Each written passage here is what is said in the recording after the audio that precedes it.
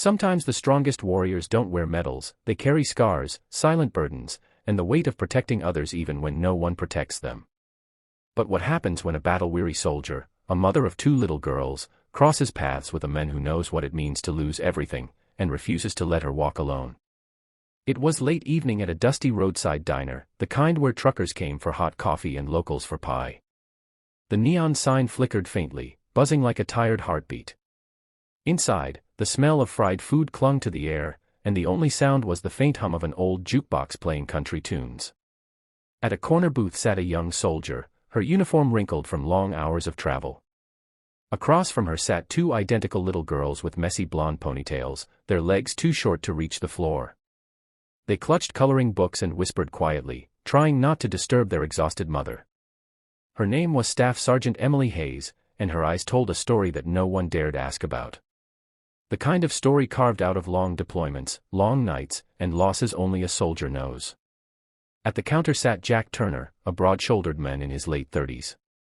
His hands were calloused, his Marine Corps tattoo fading, but his eyes sharp and alert. He was a single dad himself, raising his teenage son after losing his wife years ago. Jack had seen soldiers like Emily before, tough on the outside, but carrying storms inside. As Jack sipped his coffee, he noticed something: the soldier was counting coins. Her hands trembled slightly as she slid change across the table, realizing she didn't have enough to pay for the full meal. The waitress stood awkwardly, sympathy in her eyes but bound by rules. The twin girls watched silently, pretending not to notice their mother's struggle, but their shoulders slumped. Jack didn't hesitate. He walked over, dropped a couple of bills on the counter, and looked Emily dead in the eye. "You're coming with me," he said firmly. Emily blinked, startled. "Excuse me." "You and your girls," Jack said, his voice steady but kind. "You've had enough battles for one lifetime. Let me help." No arguments. The diner went silent. The twins exchanged wide-eyed looks. Emily's pride flared, she wasn't the kind to accept handouts. But there was something in Jack's tone, not pity, not charity, but respect. It was the voice of someone who understood. Reluctantly, Emily agreed, though her guard stayed up. Jack led them out into the cool night, where his old truck waited. The girls climbed in the back, whispering excitedly about the stranger who smelled faintly of engine oil and cedar wood. Emily sat stiffly, unsure if she'd made the right choice, but too tired to argue. Jack drove them through winding back roads, past fields and forests, until he pulled up to a modest farmhouse with a big porch and lights glowing warmly inside.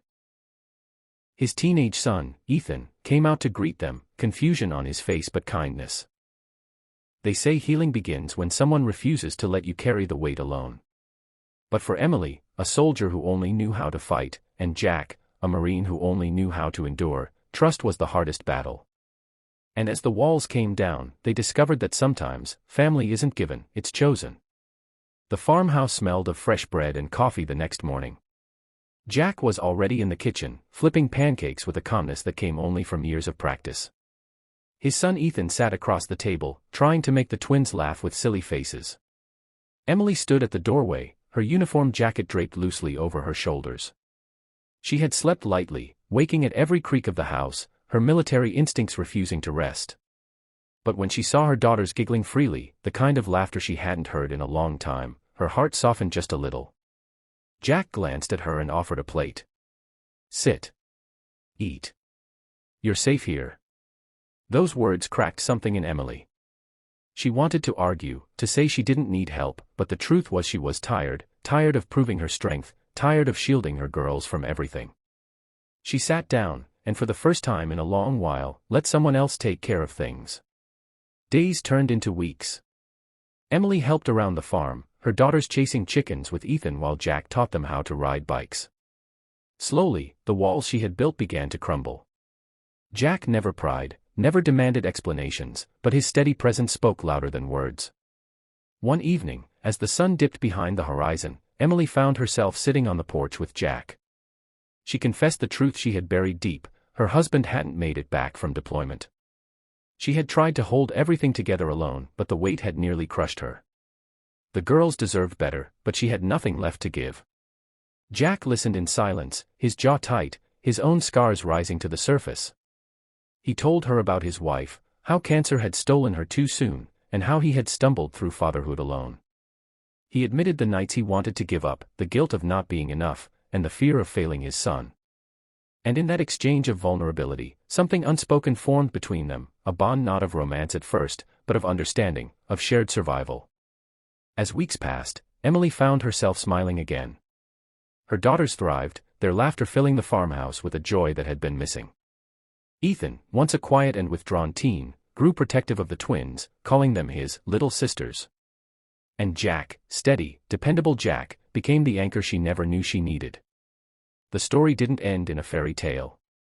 There were still challenges, Emily learning to accept help without feeling weak, Jack learning to let someone back into his guarded heart. But together, they built something strong.